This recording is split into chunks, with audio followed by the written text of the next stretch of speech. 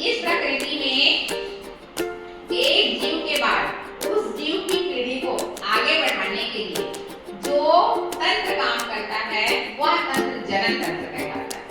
चाहे वनस्पति हो चाहे जीव जंतु हो, हर पीढ़ी आने वाली पीढ़ी को जन्म देती है। इस प्रक्रिया को हम जनन कहते हैं। वनस्पति में भी यह प्रक्रिया होती है, इसीलिए आम की गुठली से फिर आम का नया पेड़ बन जाता है। तो फूल से फल बनने की क्रिया को क्या कहते हैं, मोनिका बताइए। फूल से फल बनने की क्रिया को परागण। परागण। वेरी गुड, आगे बताइए। अगला, जैसे पेड़ पौधों में परागण होता है, फूल से फल बनता है, फल के अंदर बीज पाए जाते हैं और बीज से फिर नया पौधा बनता है, वैसे ही मानव में भी एक स्त्री और एक पुरुष के जनन के पश्चात एक नया संतान की उत्पत्ति होती है। मानव के शरीर में दो प्रकार के कोशिकाओं का विभाजन होता है। तो अब हमारे बीच डॉली बताएंगी कि दोनों विभाजन का नाम क्या है। समसूत्री, अर्धसूत्री। वेरी गुड, आगे बताइए डॉली।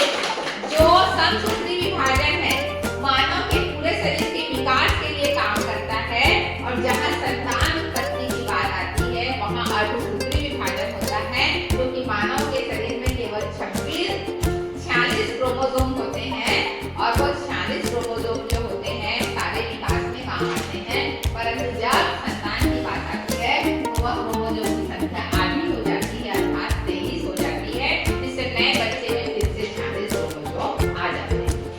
आगे का टॉपिक था कि विकास के क्रम में पहले छोटे पौधे थे जिनको हम शैवाल के नाम से जानते हैं।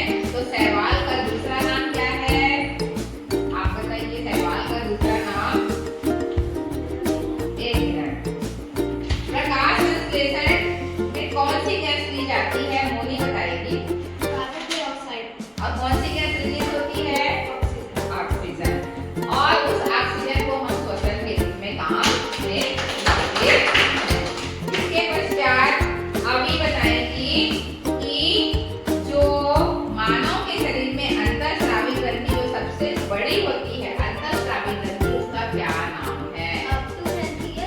थायराइड ग्रंथि, जो हमारे गले में पाई जाती है, जिसका आकार एक्स के समान होता है, जिससे थायराक्सिन नाम का हार्मोन निकलता है, जिसकी कमी से घेंघा रोग हो जाता है। अगला है, मानव के शरीर में पाचक ग्रंथि में सबसे बड़ी ग्रंथि कौन सी है, दीक्षा ग्रंथि, लीवर।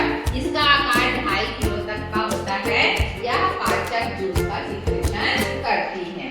इसके पश्चात है कि मानव के शरीर को या हमको जब मच्छर काटता है तो एक बीमारी होती है जिसको हम मलेरिया कहते हैं।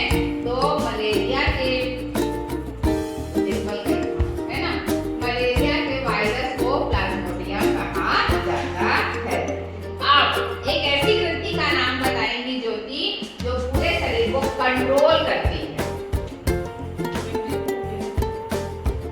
पूरे शरीर को कंट्रोल करने वाली ग्रंथि पिट्यूटरी ग्लैंड होती है, जो मक्के के दाने के आकार की होती है और शरीर की सभी गतिविधियों को कंट्रोल करती है, उसमें कंट्रोलिंग पावर होती है।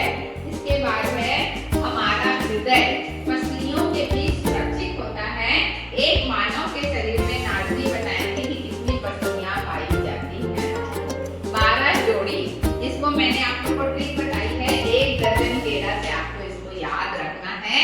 1 दर्जन यानी 12, तो उतने ही जोड़ी हमारे शरीर में पसलियां पाई जाती हैं।